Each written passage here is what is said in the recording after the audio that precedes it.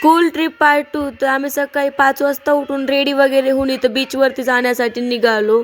बीचवरती आलो आणि इथं बघा बीचवरचा इतका सुंदर व्ह्यू होता ना, सकाळी सकाळी आलो होतो त्यामुळे.